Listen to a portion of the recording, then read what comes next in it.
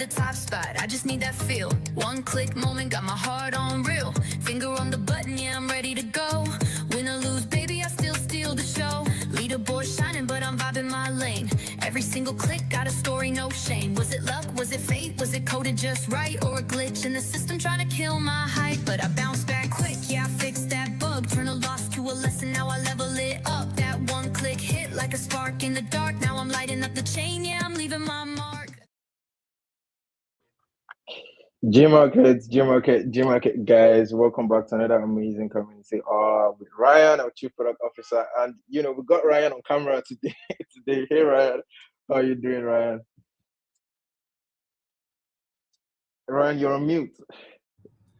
Hey, how are you? Yeah, I got trolled by a few friends of mine who I asked to clip one of the things from the last community hour.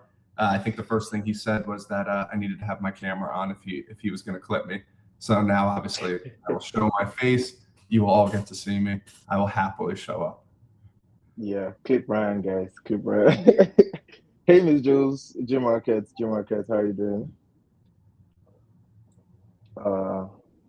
Not sure if Miss Jules can hear us, but anyway, we'll continue with the community hour.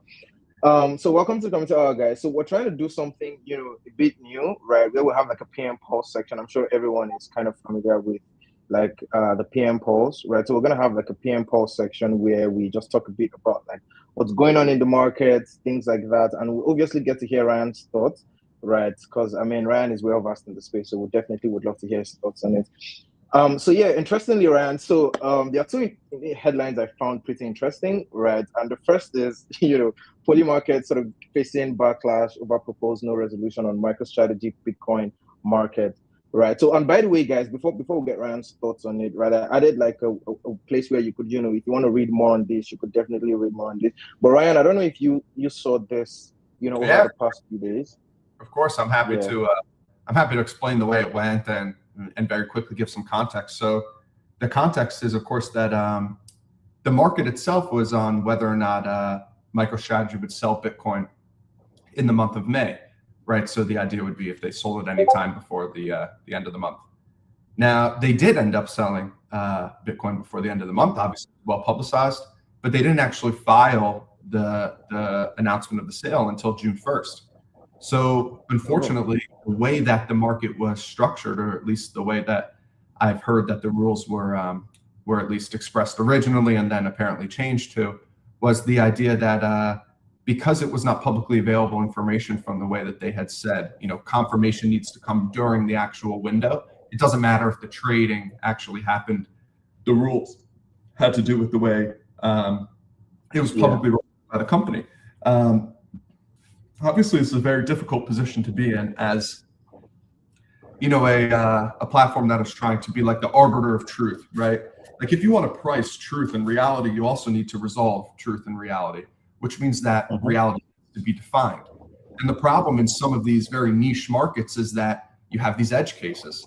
And as a product designer and as the designer of markets, you need to understand exactly what the constraints and what the rules of the game are for that individual market. There's a reason that we decided to only do up-down markets and, eventually 6 tiers on asset prices. It's because the oracle and the resolution of the API is extremely clear, right? Like the price is above. There's no abstraction of truth. Now, with a market like this, where the confirmation and the rules of the game required this to come during the month of May, and then of course it didn't, now creates this very interesting resolution process. Now, the way that Polymarket resolves these disputes when these markets become complicated is, of course, through UMA, right? And owning the UMA token, staking the UMA token is the way that you get to vote about how this actually gets resolved. During the process of all of this resolution, though, the market did like $400 million worth of volume on one market, right? This is just like because there's a flight to the extremely tail end risk that Polymarket chooses to resolve both sides to yes, or chooses to make everybody whole, or maybe they settled the way the consensus was on the opposite side. And some of those people were buying, contracts between 1% to 10%. That would pay out an inordinate amount, right? Like a huge amount if they ended up resolving it the other way. They didn't, right? They decided to resolve it to no, exactly like they had claimed they were going to from the beginning. And obviously, there's just been an enormous uproar about this and questions over whether or not how do resolutions become. If you want to resolve reality, you need to have, like I said, clear definitions of what that reality is well before people start putting money on it. And while I'm extremely, I'm very open to the idea that prediction markets solve this idea of pricing reality on anything, and I think it's a really cool use case for prediction markets overall. It poses an extremely huge implied risk when you start to price anything that maybe can end up being subjective. You need objective resolutions in this space. Yeah. I mean, and one thing, Ryan, just I would like to quickly get your thoughts on this as well, right? Because I know, linear market is fundamentally kind of different from, poly market and things like that. But do you think this kind of relates to, for instance, linear market where, everything happens sort of in-house, right? As opposed to like the OMA, where like things run with, poly market and things like that. Do you think that, this is one of the advantages to having everything running in-house, right? Yeah, I think this ultimately comes down to like a philosophy, right? And the philosophy is in one of two camps. One, if you build out an extensive partner network, in theory, the net sum of all of the parts is greater than any of the individual pieces, right? And the problem in our industry is that this has not always necessarily proven true, right? Apps leave chains that don't incentivize them appropriately. Chains can't find apps, to build on them. Tokens aren't aligned with their, the people who they've been distributed to run marketing campaigns and different types of acquisition campaigns. You see leakage all over the industry of these people who aren't actually aligned with, the way that the product is actually resolving these truths, right? There's conflicts of interest across the board for people who obviously own a huge amount of UMA tokens and can actually help to push the resolution in one direction or the other, while they also own shares in the underlying market that they're now offering to resolve in a single direction, right? The problem is, at least the decisions that we've made, yes, it's a good point, are to remove ourselves from any of these potential tail end risks. And the easiest way to do that is, of course, obviously the L1 was already built before I got here, right? We've rebuilt this specifically for the prediction market application. But now the way that we've set up PM app, the decision to be pari-mutuel, the decision to be gate closed, right? Where you can only bet for the 60 seconds leading up to the market while you watch for the next 60 seconds what the resolution is. These types of decisions are all meant to make sure that the playing field and the true odds of the decisions and the bets that you're making on this app represent the true reality and the true pricing of those odds.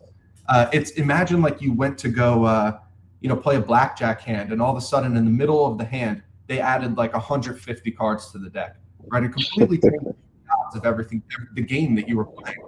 These are the types of abstract decisions that a lot of people make, where the rules of the game have now changed. You thought that you were buying the simple reality of whether or not MicroStrategy was going to sell Bitcoin, but then all of a sudden the market is not resolved by the reality that you witnessed or that you now know is true because of some abstraction on top of the product, which is was built originally probably for very altruistic purposes, but of course Polymarket has outgrown, and it's clear that they've outgrown it.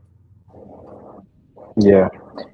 I mean, so insightful, Ryan. Thank you for really breaking that down, right? But so we quickly speak to the next headline, right? Before we move, do you think, and I'll kind of pose this as a question, right? Do you think looking at like the entire prediction market landscape, right? Do you think there is this need or requirement in order for prediction market to sort of scale, to sort of need this, institutional investors, hedge funds, as opposed to, having, just pure retail?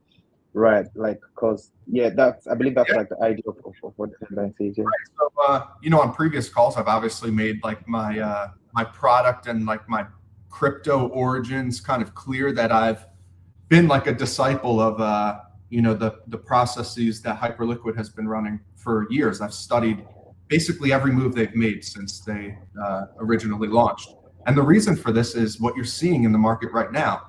There's a clear reason why the chains that have decided to go all in on a general purpose application that they can build everything around, right? Incentives, the underlying architecture of the chain.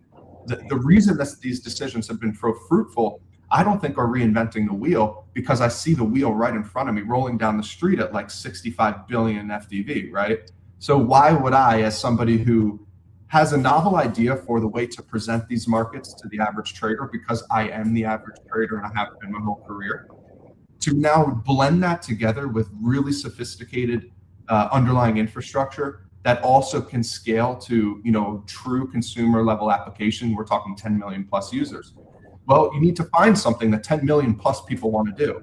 And we built that specific idea of an application around the idea that we're a general purpose, outbreaking consumer app, and of course underlying L1. Now, in order to accomplish those things, it obviously takes money and distribution, right? Like going completely organic is not something that's realistic. Now, the idea of how to structure that appropriately, some products obviously have gone to private markets and raised tens, if not hundreds of millions, if not billions, to try to run this broader user acquisition campaign. The real lay of the land right now, though, is that none of these major protocols have more than, let's say, like 50. Maybe I'm being very generous if I say somebody has 100,000 daily active users on any one individual niche set of prediction markets, right? Now, if that's the case, that means we have 10,000 DAU right now, by the way. Now, whether or not everybody converts to real USDC volume is, of course, the die that you roll, while you run a test net. But let's say we convert at a reasonable rate.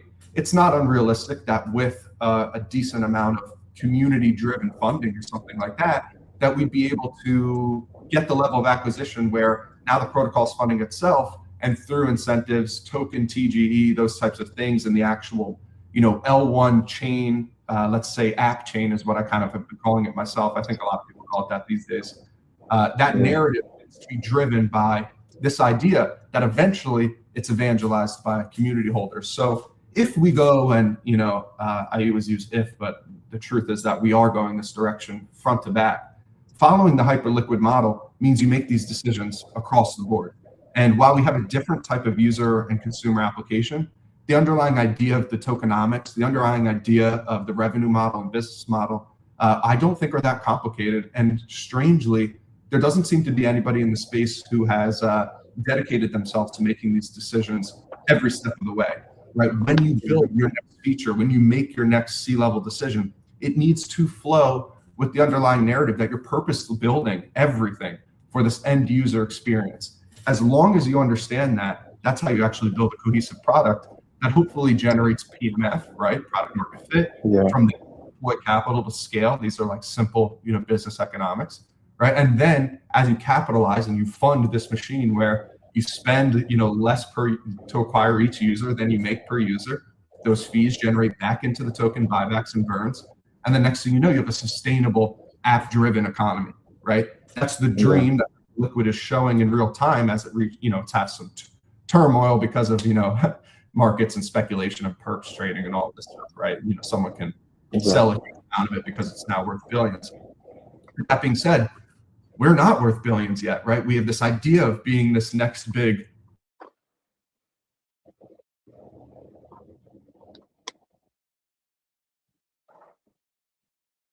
thing, before you actually become it.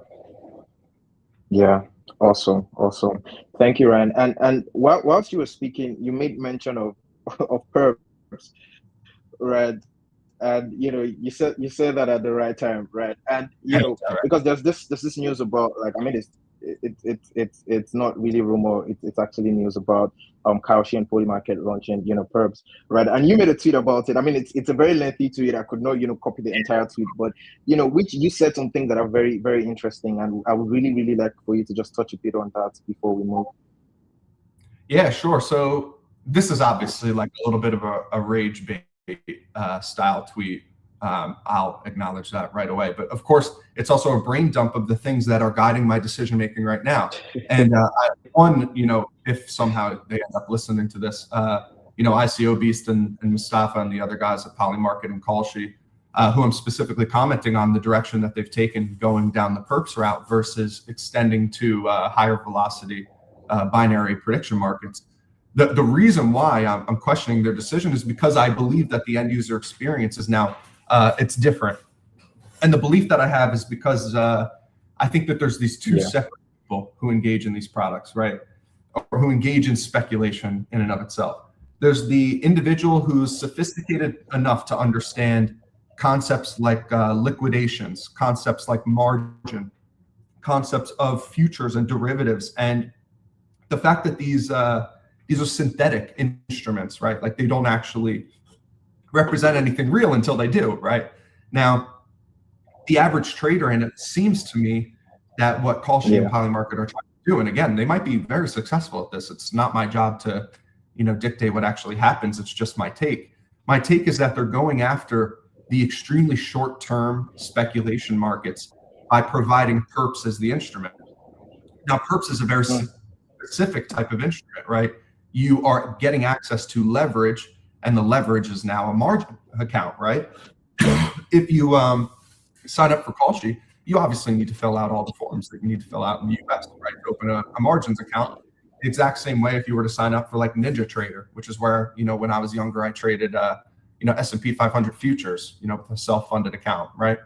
These are very normal things. They're super easy to do. It's not usually a fear, but now we are entering into that realm of this is real trading, right? Now, I do believe perpetual futures are an incredible product for a sophisticated trader who understands the risks of these things. But on October 10th, we saw very, very clearly what can happen when the cascading liquidations hit, and the outcome of a purely synthetic market built on top of real underlying currencies.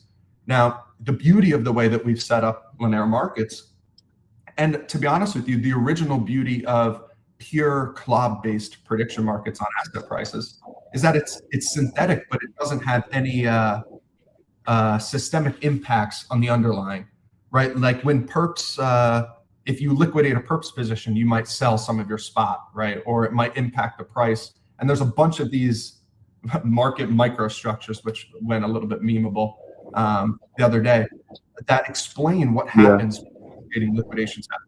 I'm a professional trader, right? Like coming and hearing these things are not new to me, but building an application that can scale to 10 million people all trading and playing that thing, I believe that emulating things like horse races, emulating things like casino style short form games that the odds, the rules of the game, they're replicatable, you can always come back. It feels like something that has your attention, right? That's the space that I personally see short-term trading going, versus trying to emulate these sophisticated, different types of derivative strategies. That while I believe there's a huge market for people who will trade perps, and it's undeniable that they've reached some level of PMF, I'm not totally sure it's the Wall Street Bets cohort, that it's the retail trader, the Robinhood zero data expiry trader. I believe that we're offering something that's exciting enough to get that person next to you at the bar to come on and put a few bucks down to see whether or not Bitcoin goes up or down in the next 60 seconds.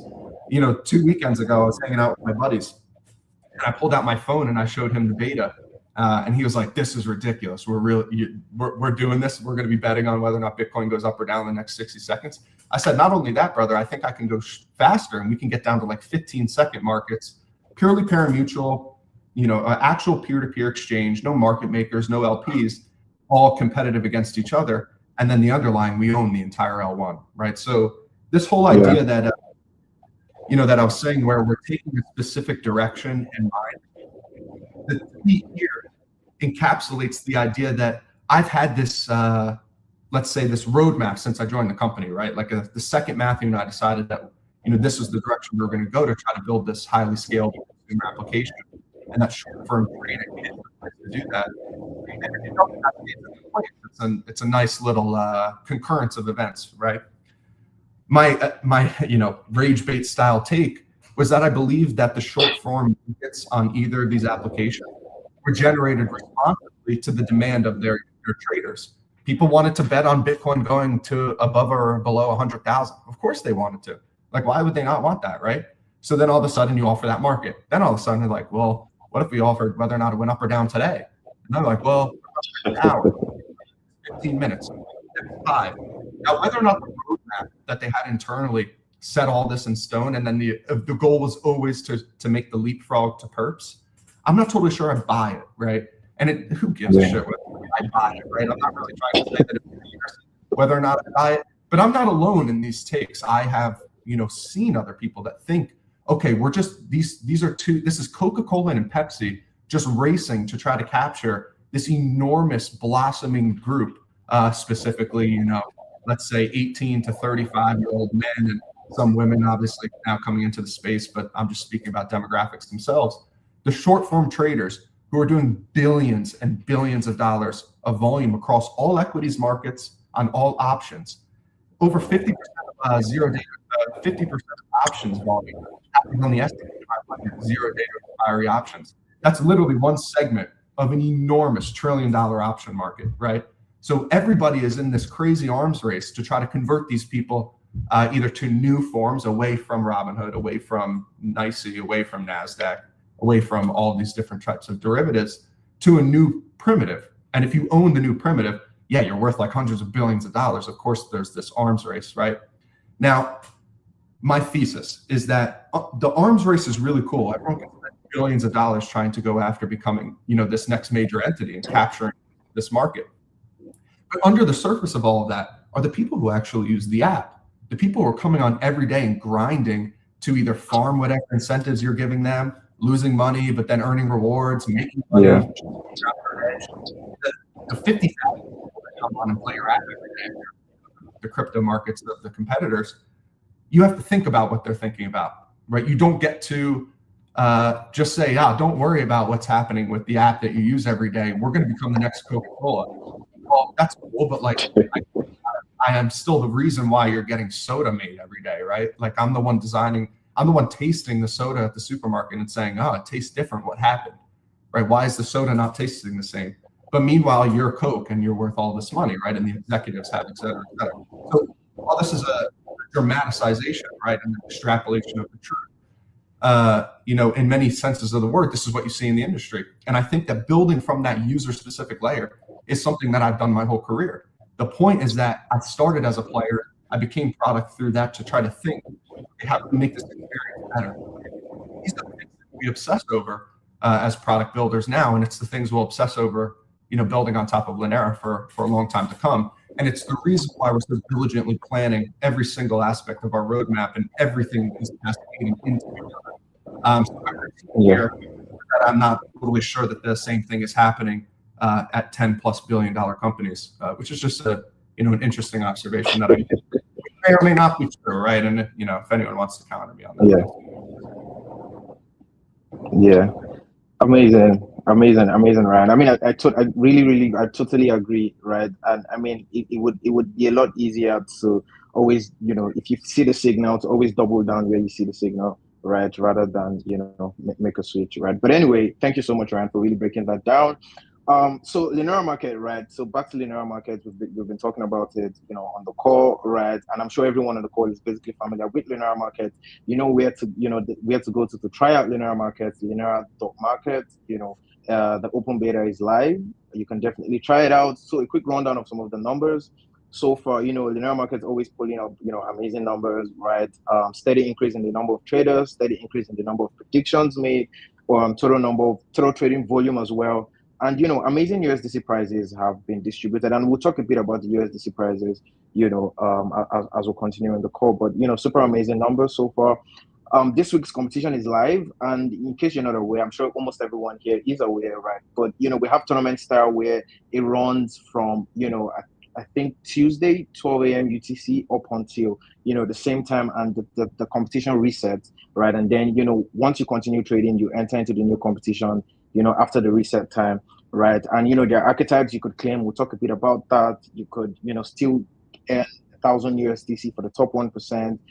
We have auto signing, which is live, and we still have GMIC daily bonuses, right? For people that are, actively trading, in order for you to sort of, have enough GMIC to be able to, make predictions on all of that.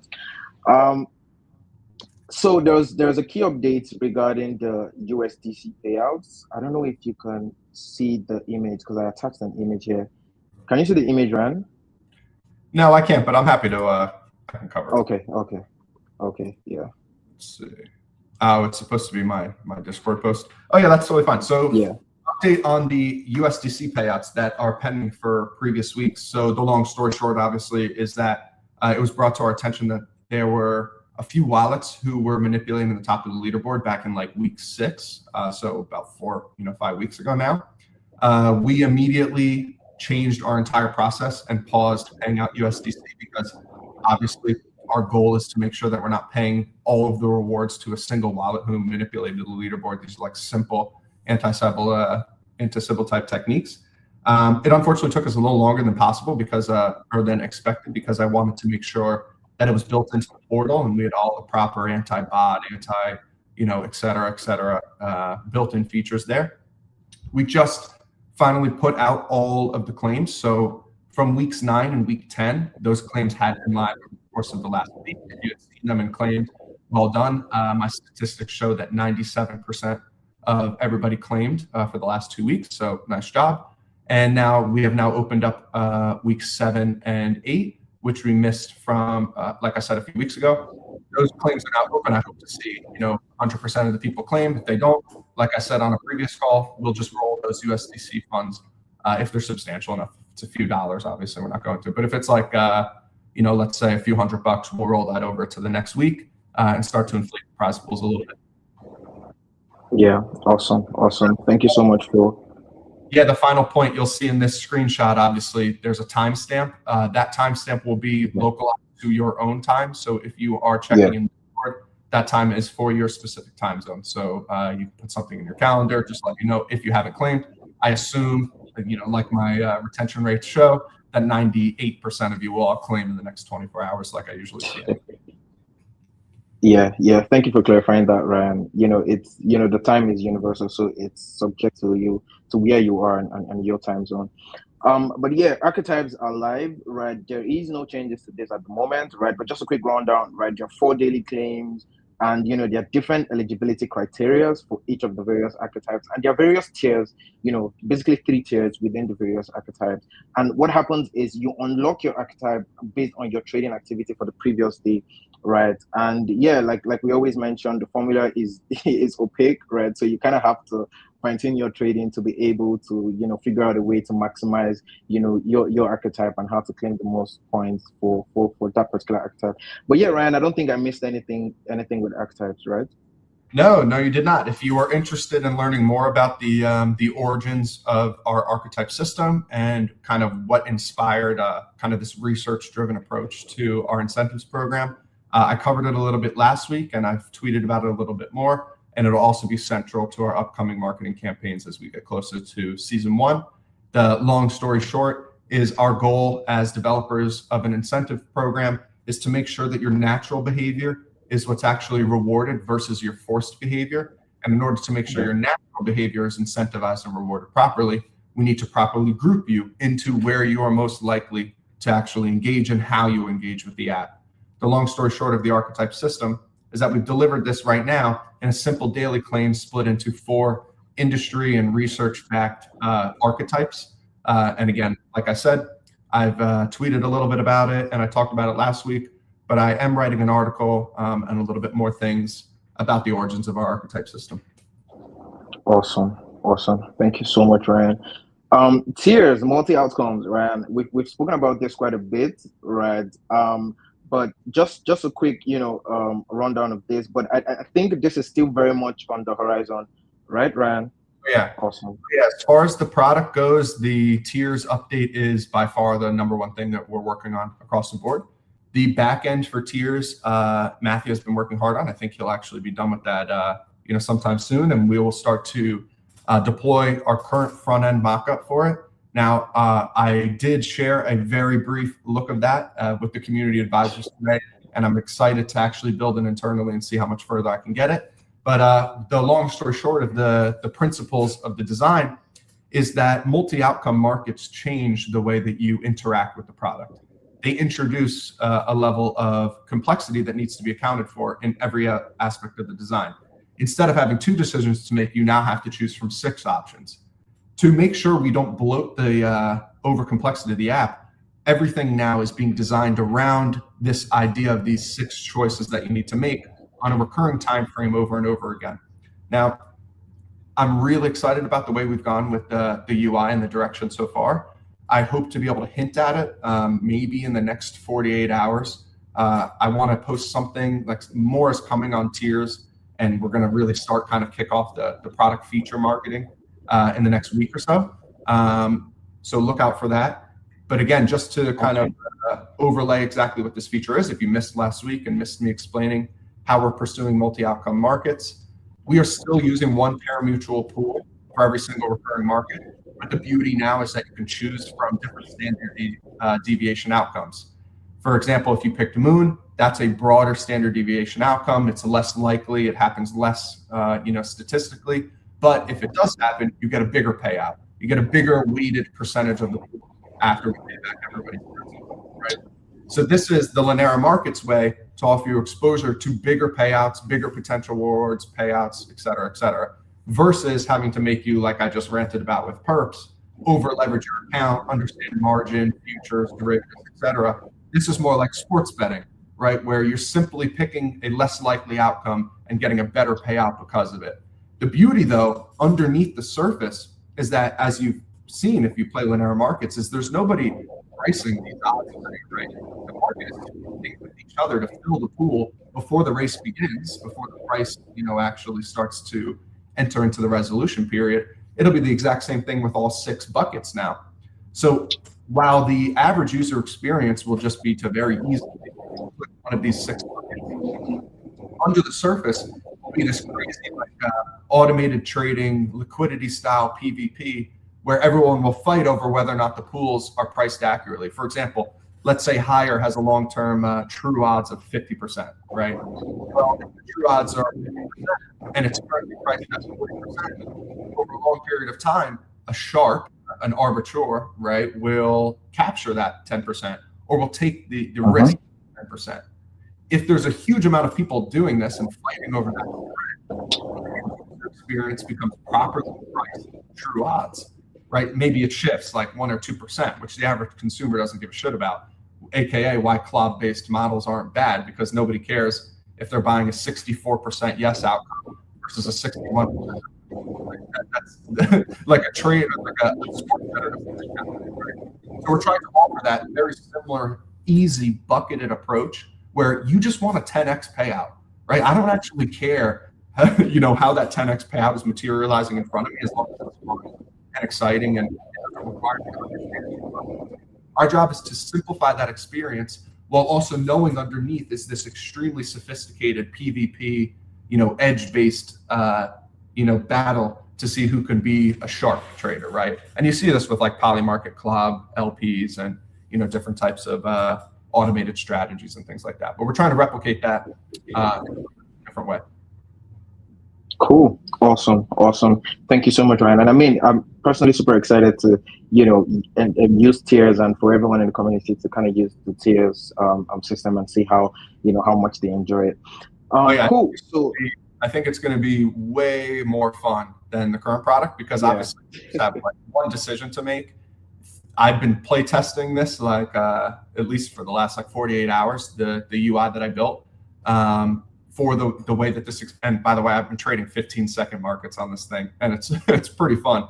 So while we might not have 15-second markets in the short term, I'm building a potential front end experience that can handle the shortest markets that we can throw at it, which is again an exciting update. Awesome. Guys, so quickly moving on, right? Some of the key details, right?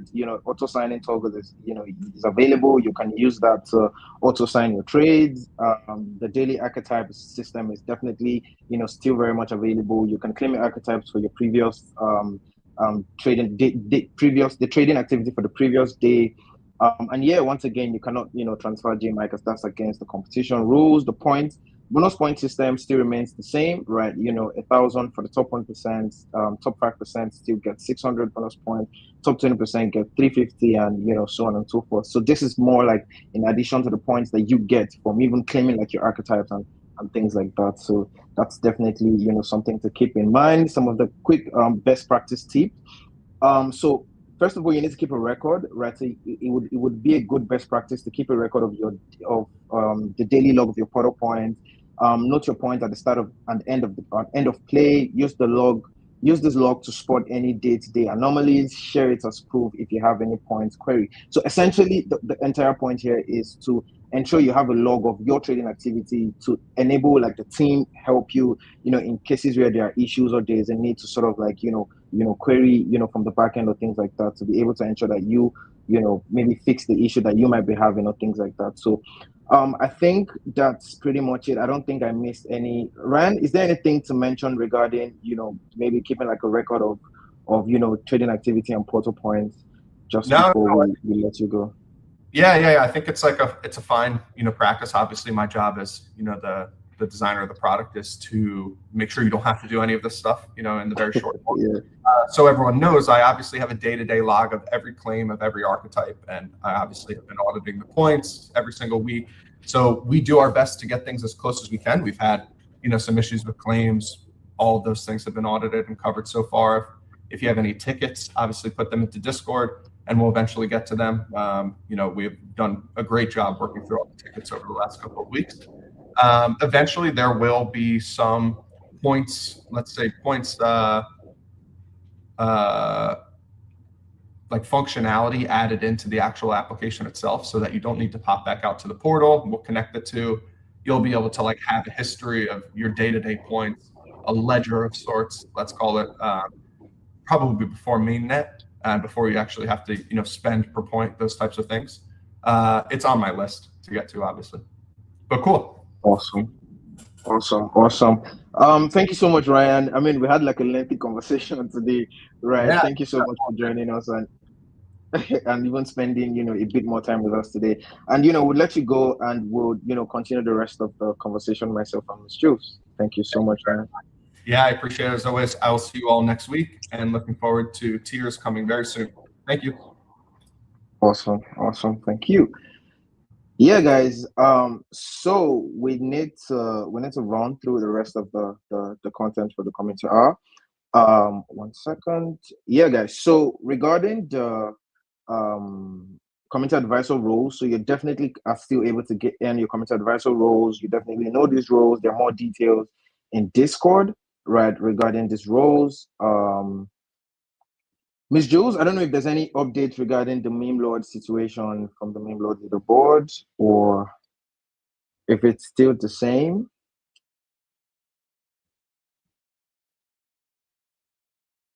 Can you hear me, Ms. Jules? Am I audible, guys? Can you guys hear me?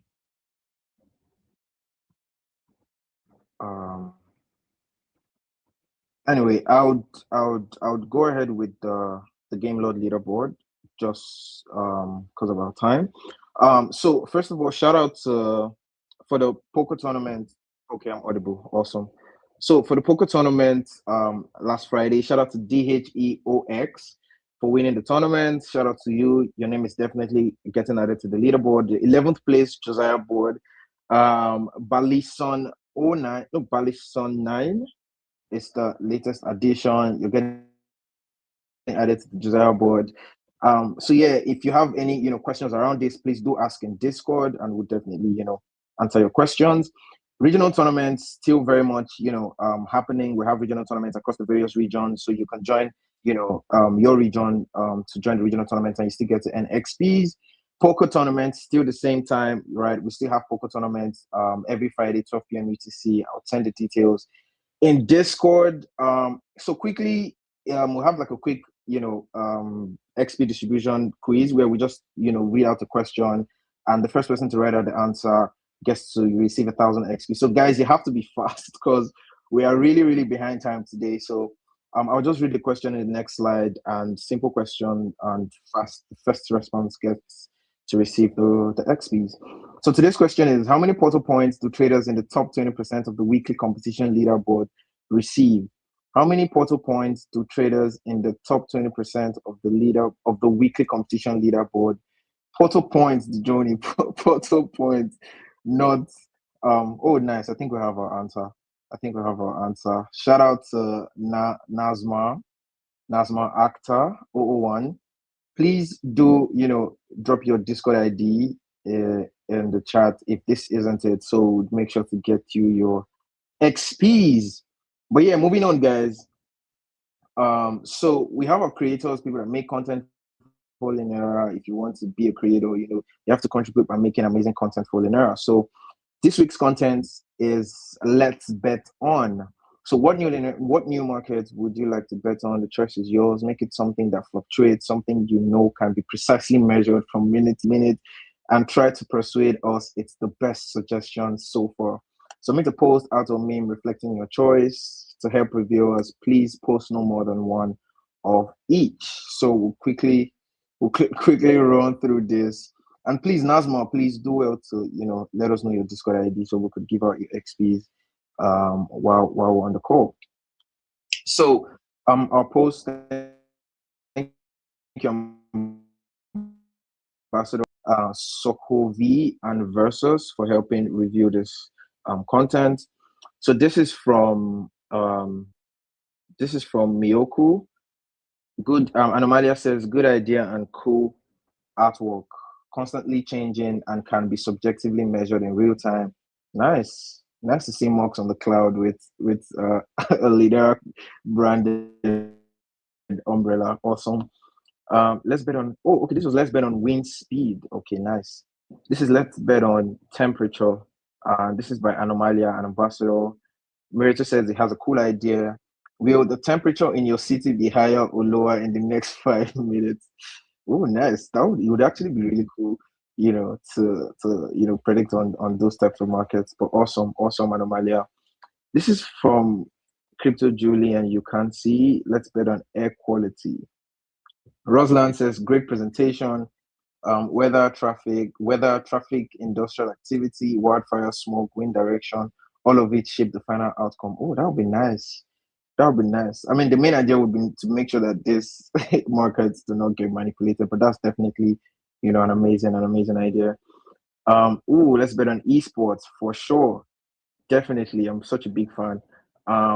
This is from Elixir. Lola said it has an interesting design. And then Recog and Ambassador Versus said, this looks handmade. Okay, cool. A huge field for deep analysis, not just guessing. Tournaments also run 247. Yeah, definitely. That's that's the esport culture, and I'm definitely a big fan. Young audience, regional leagues, and international championships. Definitely. Esports, definitely. That's a good idea as well. Let's bet on movies by Keith and Ambassador Miretu says it's interesting. Box office take for major releases fluctuates with ticket sales data, social buzz, and early reports. Interesting. I like the Dune showdown comparison here. That would definitely be fun. Amazing. This is from Hawk, an ambassador. Julie said one of the most relevant betting markets of our time, constantly changing and can be objectively measured in real time. So let's see the video. Hey!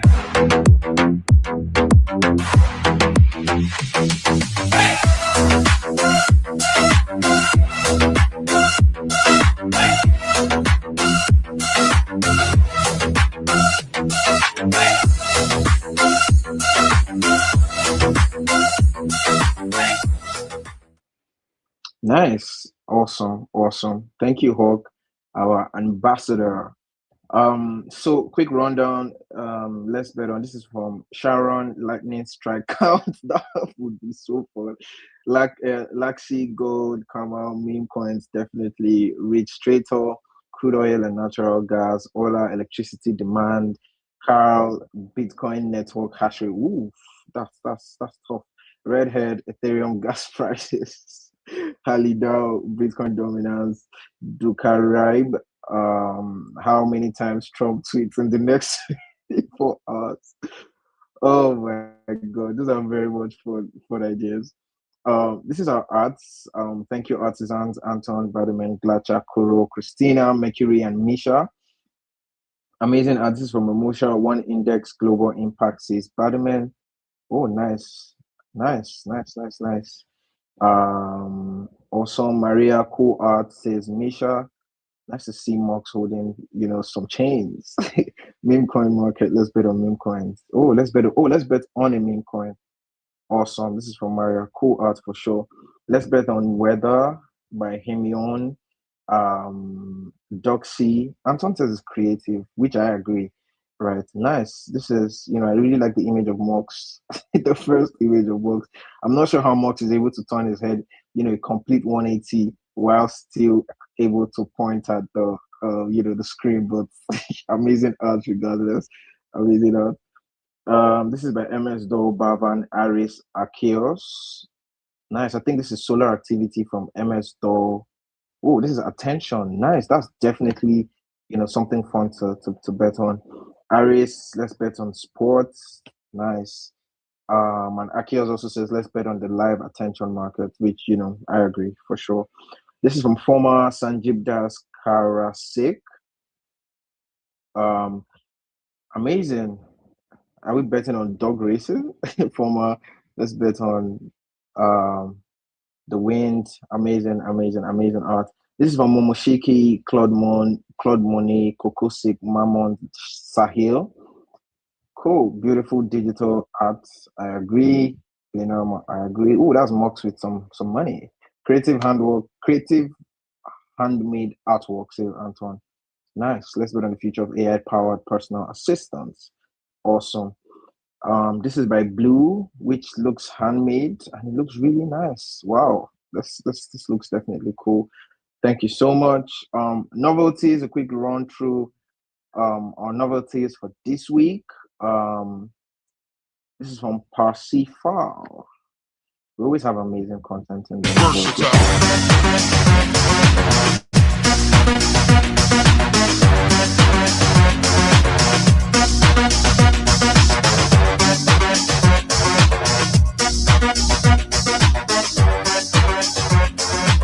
Hey.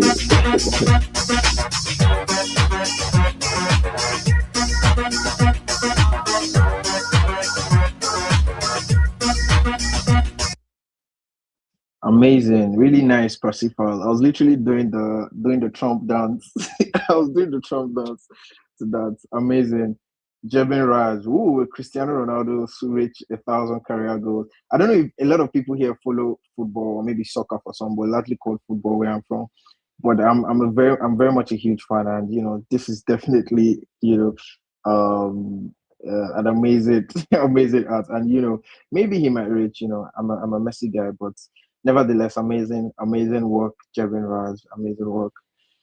Um, Legend Leo. Oh, this is like a hand drawn artwork. A better world connected by everyone.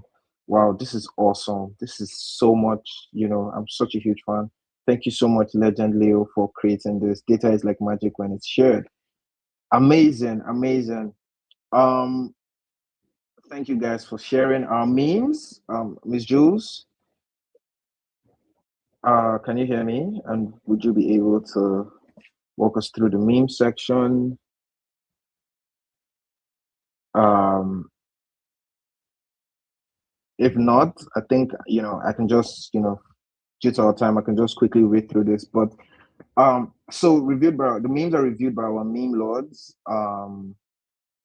First of all, before I get into this, Sir JC, you definitely missed a lot, right? We had an amazing conversation with Ryan. You missed a lot of fun arts and novelties and amazing posts. So do well to maybe rewatch the commentary hour if you can. So, but yeah, anyway, quickly for our, I'm trying to hide this post, but it's not working. But anyway, for our memes, um, shout out to Bera One, Illuminat Milos, DU911, Matt Shader, Bula BTC Kaniel, OX Cyan, and Jebin Raj. For some reason, Sir JC, your question refuses to hide. But anyway, this is from Crested Cape. Says one more linear market crypto traders sleeping.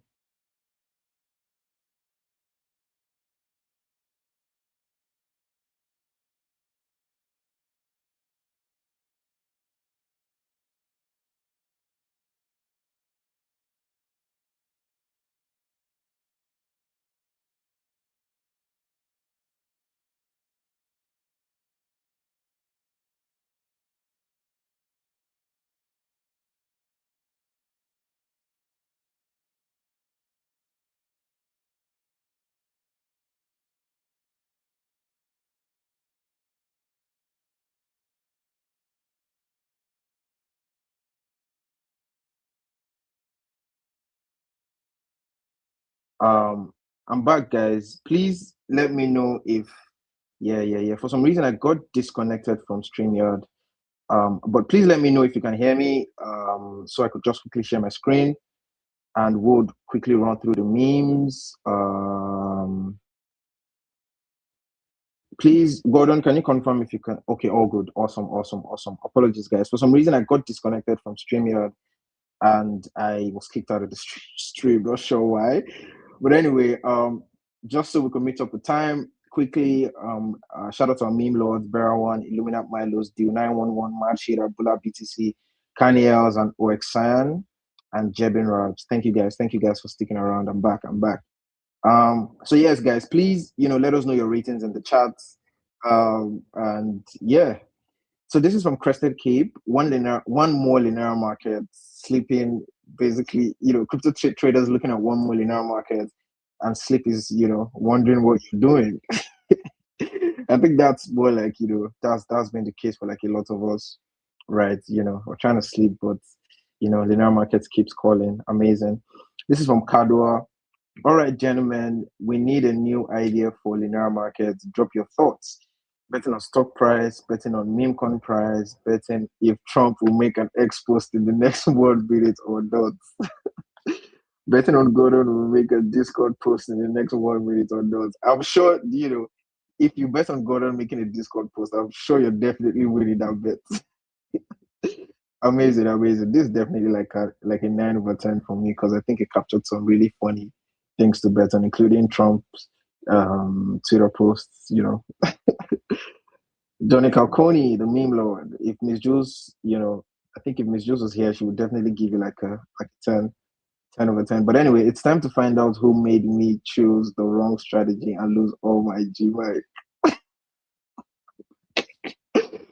Oh my god! Since when you realize you're the actual cause of your problems.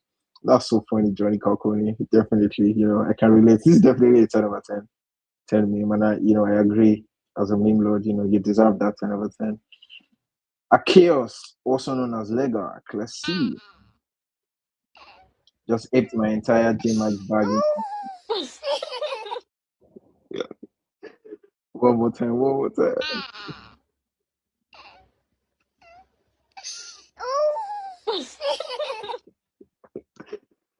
Oh my god, that's actually a very good meme. A chaos, definitely an amazing meme. I've been there and I can totally relate. Let's see. This is from Anton. Shout out to Anton. Right, let me quickly read this. The point of view is Sir Gordon G drops the Let's Bet On theme. Gordon G is the one speaking. Me asking ChatGPT and Google for ideas like Gordon's waiting for my answer person. Right. What did he say? Said edge is edge, huh? He only chopped him down because he couldn't see you no more. What's he on? Oh my god. What did he say? He said an edge is an edge. He only chopped it down because it's for his view. What's Reaper moaning about? Oh my god. I don't know if Gordon saw that meme, but I'm genuinely curious to hear what Gordon thinks about that meme. But that's such a fun meme. That's such a fun meme. Amazing meme, Anton. I genuinely cannot stop laughing. But Gordon, let us know what you think about that meme. That's definitely like a 9.5 for me. Amazing. This is from Illuminat Milos. Discussion about new markets. Let's add live temperature markets on linear market. Is that safe?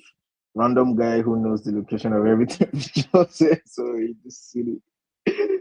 Oh my god, that guy is he's definitely winning all the bets. Gordon said the previous meme was a 9. He was really laughing. So and I totally agree. That was such a good meme. Such a good meme. Yeah, so next is from Jevin Raj. Me and fellow Linerans, right after predicting Josiah to say G market change G markets 5 times in community. In case you made that prediction, G markets, G markets, G markets, G markets, G markets. That's definitely fun. That's the reason why Jevin Raj. And I don't know if this is you, but That looks like so much fun. But yeah, guys, right on time for our next content challenge. By the way, amazing memes, amazing art, amazing posts as always, guys. Really, really love going through, you guys' posts and arts. Really adds a lot of color and humor to the community hour. So thank you guys as always. But anyway, before we close the community hour, new content challenge, linear market awakened. Changes to linear market portal mean you no longer get told how to gain more points. Instead, you are invited to experiment and to awaken your achiever, your socializer, your killer, or explorer instinct. Tell us which archetype your work on linear market has most awakened, how, and why. Submit a post, art, or meme reflecting this archetype to help reviewers. Please post no more than one of each. Nice, amazing content challenge. And with that, we've come to the end of the community hour. Thank you guys for joining. Thank you guys for sitting through myself, Miss Jules, and Ryan's conversation about linear markets, about prediction markets, and amazing arts and memes as well. Thank you guys for sticking around with us, and see you guys in the next community hour. But before then, Nazma, you're gonna get your XPs right now. 1 second to just capture this before we log off. But yeah, just so before I end the call, like Ms. Jules always says, till next time, keep making predictions and keep using linear markets, and see you guys next week. Join Linda at first. Thank me later.